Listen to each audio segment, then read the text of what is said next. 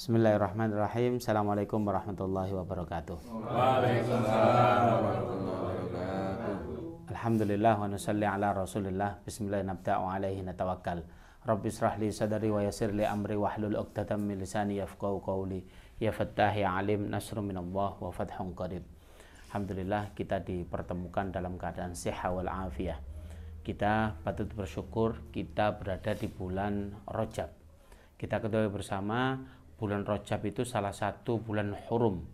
Makna dari hurum itu bulan yang dimuliakan oleh Allah Subhanahu wa taala. Sehingga bulan Rajab ini bulan yang dimuliakan oleh Allah Subhanahu wa taala. Baginda Nabi menerangkan bahwasanya bulan Rajab ini bulannya Allah. Sehingga tidak main-main, Rajab ini bulannya Allah. Nanti bulan Sya'ban itu bulannya baginda Nabi Muhammad SAW. Bulan Ramadan kata baginda Nabi bulannya umatku, kita pesta mengerjakan sedikit, rewardnya banyak. Nah, itu di bulan Ramadan yang sudah kita bahas di pertemuan selanjutnya. Di bulan Rajab ini sebelumnya ada momentum yang sangat menusuk hatinya baginda Nabi Muhammad SAW. Apa itu? Yaitu diambilnya dipundutnya nyawanya seseorang yang dicintai oleh baginda Nabi Muhammad SAW. Siapa? Yang pertama Bunda Khadijah. Bunda Khadijah itu adalah cinta pertamanya baginda Nabi, sehingga baginda Nabi ini sangat cinta, sangat terpukul tatkala beliau tidak ada. Setelah itu tidak lama dari itu paman beliau. Paman beliau memang belum masuk Islam, tapi paman beliau itu mulai beliau kecil sampai wafatnya beliau adalah all out all out dalam melindungi baginda Nabi Muhammad SAW. Ini menunjukkan orang yang betul-betul intent mencintai, tulus, ikhlas kepada baginda Nabi Muhammad SAW. Dan itu dua-duanya diambil oleh oleh Allah Subhanahu Wa Taala. Sehingga pada tahun itu disebut Amul Huzn, hari kesedihan. Bukan hari, tetapi tahun kesedihan. Maknanya kita itu kalau kita kepaten atau apa boleh sedih, manusiawi lumrah, tapi tidak boleh meratap. Sedih itu bagaimana? Ya namanya pisah sama orang yang kita cintai, it's okay.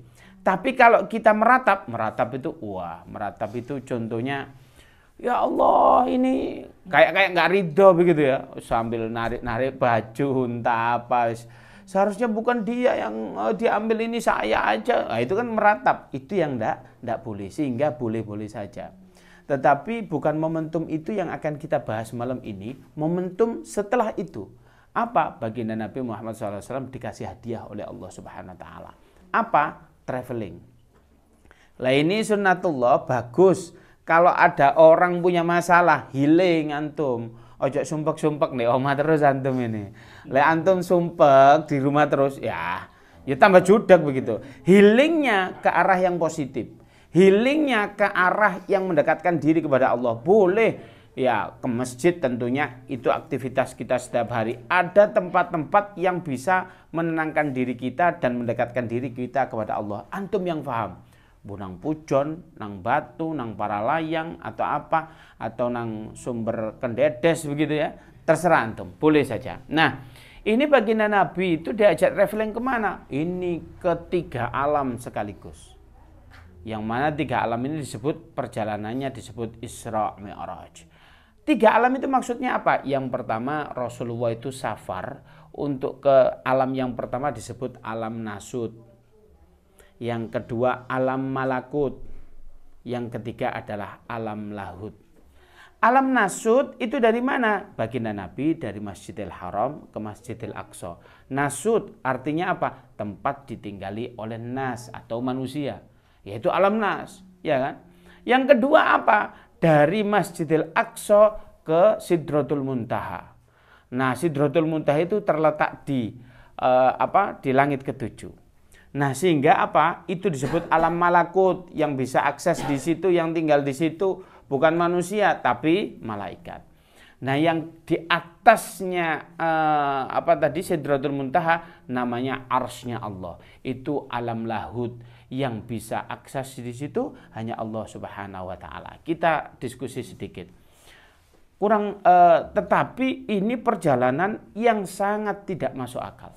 Kenapa sih dikatakan tidak masuk akal? Karena hanya proses perjalanannya itu bayangkan sepertiga malam saja.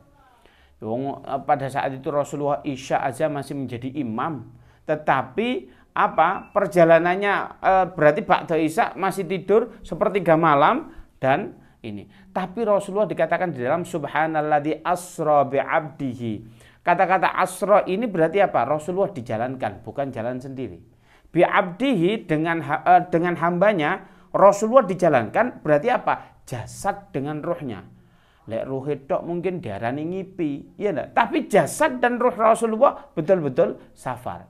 Nah ini bayangkan Masjidil Haram dari Mekah Al-Mukarramah, Saudi Arabia ke daerah Palestina itu kurang lebih 1.200 kilo. Itu kurang lebih sini Sumatera begitu ya. Kalau diluruskan begini sini Malaysia begitu, jauh itu. Kalau antum perjalanan bayangkan idealnya kalau antum naik onta, lek untone antum gak kering saulan. Lek untone antum mencret begitu ya bisa lama lagi. Maknanya perjalanan ini sangat panjang. Itu baru di Masjidil Haram ke Masjidil Aqsa. Kemudian dari Masjidil Aqsa ke langit pertama saja kurang lebih 500 tahun. Dari langit pertama ke langit kedua udah terus sampai ke langit ketujuh. Nah di sini baginda Nabi Muhammad SAW naik Buraq Airline. Buraq Airline itu dari kata-kata apa? Barkon. Barkon itu kilat. Maknanya secepat kilat. Bagaimana kecepatan tunggangan Rasulullah itu secepat cahaya. Ini kalau Anda menyalakan lampu, langsung nyampe sini. Nggak ada itu sinarnya terang sini gelap. Enggak. Maknanya kecepatannya luar biasa. Begitulah yang dijalankan oleh baginda Nabi Muhammad SAW. Ini enggak masuk akal, tapi harus dimasukkan di dalam iman. Itu ya. Luar biasa perjalanannya. Bahkan baginda Nabi Muhammad SAW itu tatkala di langit pertama diketok pintunya oleh malaikat Jibril. Kemudian dibukakan. Siapa penduduknya di langit pertama? Yaitu Nabi Adam alaihissalam. Nabi Adam pada saat itu kayak ya Allah, inikah orangnya? Inikah orangnya yang dulu saya itu bertaubat kepada Allah Subhanahu wa taala 1000 tahun lebih, tidak diterima itu. Tetapi Sayyidina Adam alaihissalam pernah pada saat itu melihat sesuatu di bawah arsy-Nya Allah tertulis la asyhadu alla ilaha illallah wa asyhadu anna Muhammadar Rasulullah. Tidak tahu itu apa maksudnya, tapi beliau bertawasul tatkala beristighfar kepada Allah Subhanahu wa taala. Bertawasul apa? Bertawasul kepada baginda Nabi Muhammad sallallahu alaihi wasallam. Apa? Ya Allah, dengan nur Muhammad. Muhammadnya belum ada ini. Nur Muhammad, aku memohon ampun kepadamu. Ingat ya, mintanya bukan kepada Nabi, tetapi kepada Allah Subhanahu wa taala. Tapi tawasulnya menggunakan password nama baginda Nabi. Kayak seandainya